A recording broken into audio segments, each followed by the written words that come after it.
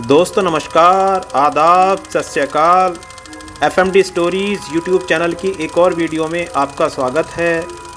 मेरा नाम अफसर है और आज की मेरी स्टोरी का टाइटल है मालयशिया की लाश। सन 2020 के जनवरी की बात है। पाकिस्तान के पंजाब प्रांत की राजधानी लाहौर का भीड़ भाड़ वाला इलाका है भाटी गेट। वहाँ पर दाता दरबार के सामने मेट्रो बस के पुल के नीचे पुलिस को एक लावारिस लाश मिली थी। इससे कुछ दिन पहले भी यहाँ से पास में ही एक दूसरा इलाका है इस्लामपुरा, वहाँ भी एक लाश मिली थी। इन दोनों लोगों का कत्ल धारदार हथियार को सीने में घोंप कर किया गया था। मरने वाले दोनों व्यक्ति मालिश का काम करते थे, जो कि नशेड़ी भी थे, और दाता दरबार के आसपास के इलाके में रह रहे उन दर्जनों बेघर लोगों में शामिल थे जो सड़क के किनारे रहते हैं। यहाँ पर हर समय भीड़ भाड़ रहती है। ऐसे में किस व्यक्ति ने किस समय इनका कत्ल किया कोई नहीं जानता था। करीब 1 साल पहले पास ही के दूसरे इलाके शादबाग और रावी रोड पर भी 2 लाशें मिली थीं। उन दोनों हत्याओं को भी एक ही तरह अंजाम दिया गया था, यानी कि उन दोनों की हत्या गर्दन की हड्डी तोड़कर की गई थी। दोस्तों, आमतौर पर कोई भी हत्यारा गर्दन तोड़कर हत्या नहीं करता है। मतलब कि ये दोनों हत्याएं हत्या के आमतौर पर पैटर्न से अलग थी। अक्सर देखा जाता है कि नशेड़ी लोग भीख मांगते नजर आते हैं, जो कि मालिशियों से भी ज़्यादा कमाते हैं, और ऐसे ही लोग छोटे मोटे जुर्म में शामिल भी पाए जाते हैं। तो अब सवाल उठता है कि क्या इन मालिशियों के पास इतना पैसा था कि जिसके लिए इनका कत्ल किया गया? अगर नहीं तो फिर इनका कत्ल क्यों किया गया? काफ़ी समय तक इन्वेस्टिगेशन के बाद भी पुलिस इस सवाल का जवाब और मुजरिम का पता नहीं लगा पाई। फिर इसकी जांच क्रिमिनल इन्वेस्टिगेशन एजेंसी CIA सदर को सौंप दी गई, और फिर इन्वेस्टिगेशन की शुरुआत भाटी गेट पर हुए कत्ल से की गई। शुरुआती जांच में पता चला कि उसकी जाति के लोग उसे भोला मालयशिया के नाम से पुकारते थे। वो मालिश का काम करता था और काफ़ी समय से दाता दरबार के आसपास ही रहता था, और किसी को नहीं पता था कि वो कहाँ से आया था। ये बात पुलिस के लिए रहस्य बन गई थी। पुलिस जानती थी कि जिन लोगों के पास वो उठता बैठता था, उन्हीं के पास उसकी मौत का राज भी हो सकता है। CIA पुलिस जांच करने के बाद एक ऐसे व्यक्ति तक पहुंच गई जो कि उन चारों हत्याओं में शामिल होने के साथ साथ रावलपिंडी में भी गर्दन तोड़कर एक व्यक्ति को मार चुका था। जब किसी कत्ल के बारे में पुलिस के पास सबूतों की कमी होती है तो पुलिस 2 तरीक़ों से काम करती है। एक तो वो मुखबिरों की मदद लेती है, और दूसरा तरीका जिसमें मोबाइल नेटवर्क की मदद ली जाती है, और पुलिस ने इन दोनों ही तरीक़ों का इस्तेमाल किया।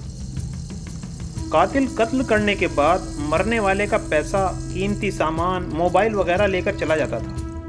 CIA के जांच अधिकारी इंस्पेक्टर मोहम्मद याकूब भी कातिल का पता लगाने के लिए जियो फेंसिंग का इस्तेमाल करते हैं। इस तरीके में पुलिस मोबाइल कंपनियों की मदद से मोबाइल की लोकेशन का पता लगाती है कि वो किस किस समय किस इलाके में एक्टिव था, और जब यह पता चल जाता है कि व्यक्ति किस समय किस इलाके में था तो कातिल तक पहुंचना आसान हो जाता है।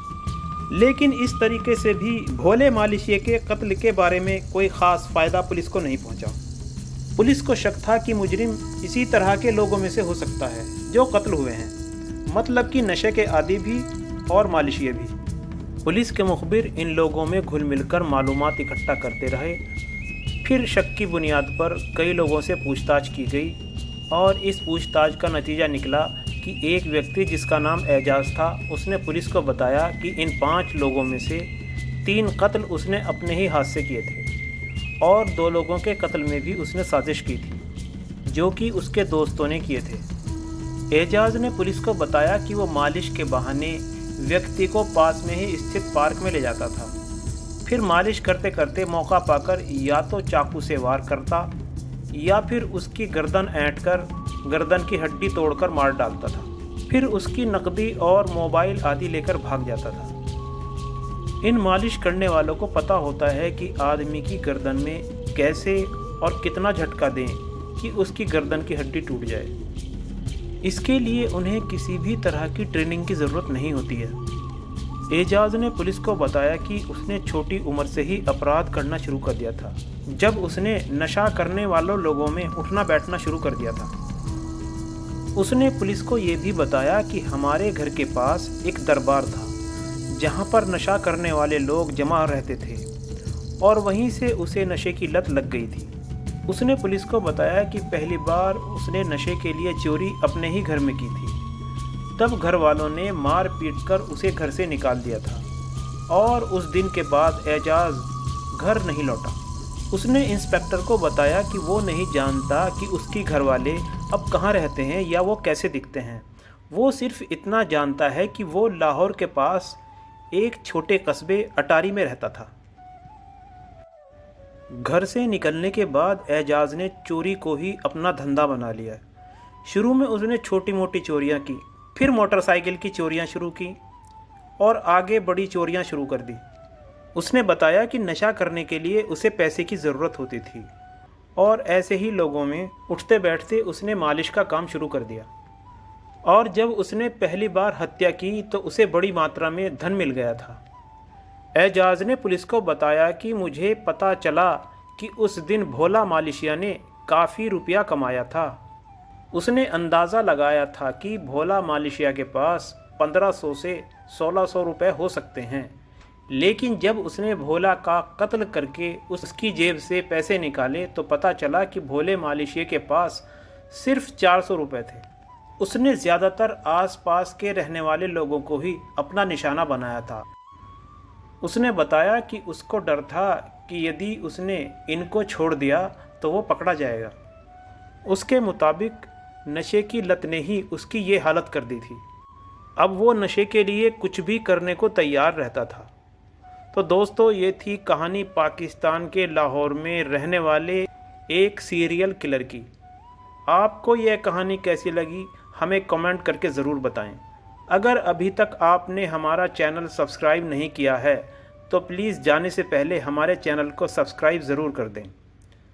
फिर मिलेंगे एक और स्टोरी के साथ। तब तक दोस्तों, जय हिंद।